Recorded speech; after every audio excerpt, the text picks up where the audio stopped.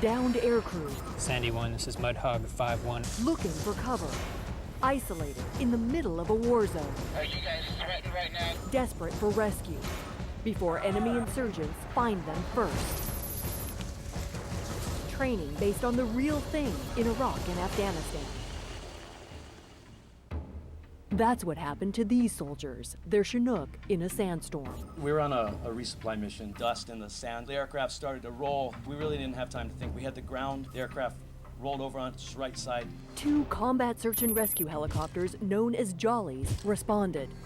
Pilot, call sign Shrimp. They worried that you wouldn't come get them because of the sandstorm. We had to. That crashed helicopter is like a beacon. The insurgents, they will definitely descend on that. They would have became POWs. So Shrimp and the second Jolly, piloted by Shep, flew into the same sandstorm that took the Chinook out. How difficult were the conditions? It's kind of like being in a heavy rainstorm without the windshield wipers on.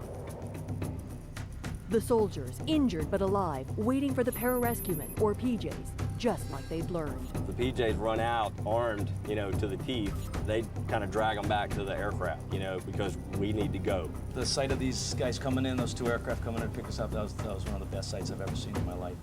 It was the best sight, too, during a different incident for a shaken-up Master Sergeant Jeff Gore, cousin of former Vice President Al Gore. When we picked him up, he just watched a very close friend of his die. Pilot, call sign Eeyore, picked Gore up after a fatal convoy attack. He was just another serviceman on the field of battle who was injured. It was our job to take care of him. PJs treated Gore in flight to the CASH Combat Support Hospital, Baghdad.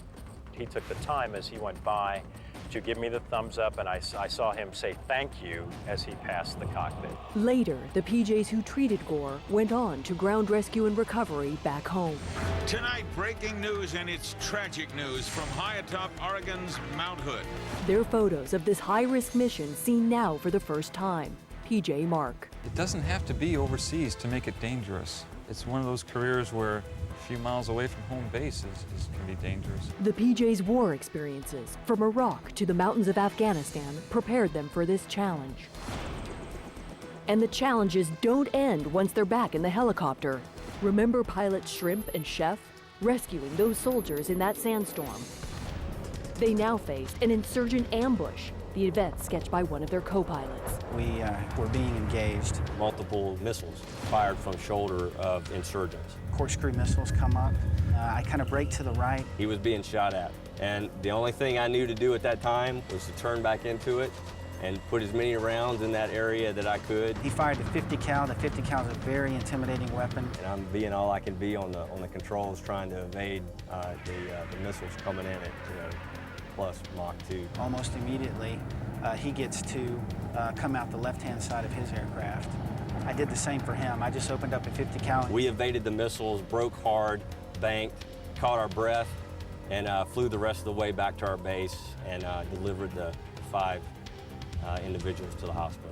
These are their nightscope photos landing at Balad Air Base, delivering the soldiers. Seemed like one of the longest nights of my life. The soldier most injured, Specialist Roxanne Shim, now back home with her daughter. It was wonderful. She walked in and she went, "Mom?" She couldn't believe it. We know that we're going to go through some hard stuff, but that's why we do it. They're doing it in Iraq and Afghanistan right now. They say the 2 soldiers have been recovered. The crash site has been secured. Both of the soldiers were recovered. Combat search and rescuemen ready for the next call. There is a recovery operation going on. If it happened once, there's a very good chance it can happen again. Alex Quade, CNN, Avon Park Air Force Range, Florida.